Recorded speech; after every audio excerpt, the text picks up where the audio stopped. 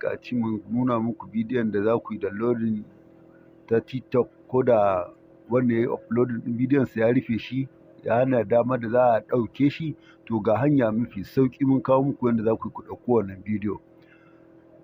Domin ka kalli hanyar da za ka ɗauko wannan bidiyo, ka biyo mu cikin wannan channel tamu mai albarka.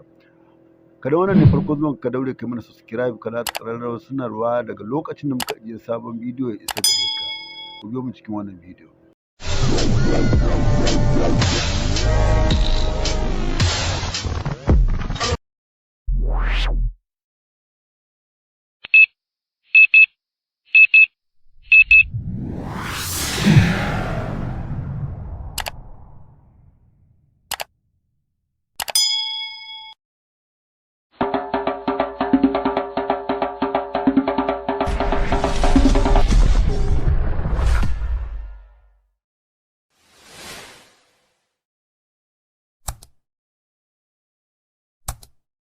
Misali mu je zuwa cikin bidiyon, yanzu ga shi misali kamar kana gana ina cikin fuskar wayata, na shiga cikin application ɗina, yanzu zan shiga cikin TikTok.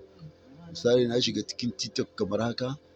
Misali bari an gwada wannan ɗaukar wannan bidiyon, kaga misali kamar zan ɗauki wannan bidiyon yanzu, misali kamar haka.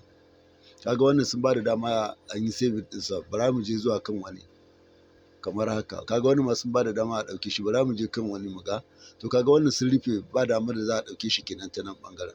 To don haka bara kuna gani na ga ina na ɗora ɗan yatsa na akan wani yar kifiya ta yi gefe ko, to na shige shi, zan ja shi kamar haka, zan ja shi, kaga na ja ga wani guri na alas, zan shiga cikin wajen. Kaga na shiga wajen, kaga na ja ga bidima da ya fito, to na taɓa shi zai kawo ni kamar nan area, misali kamar haka. Ana gani dai ya kawo ni cikin wannan filin kamar haka. Kaga ya zo downloading, bari in downloading ɗinsa. To kaga ya ba da damar da zan downloading, gashi nan ina downloading ɗinsa. To dai a taƙaice na gama downloading ɗin ma, bari in ɗan koma ba can in buɗe maka wannan bidiyon. Ga ya sama na ga wani ɗan ya iyo ƙasa, na taɓa shi, kaga ga downloading ɗin na nan da na yi. Yanzu misali bari mu buɗe maka shi.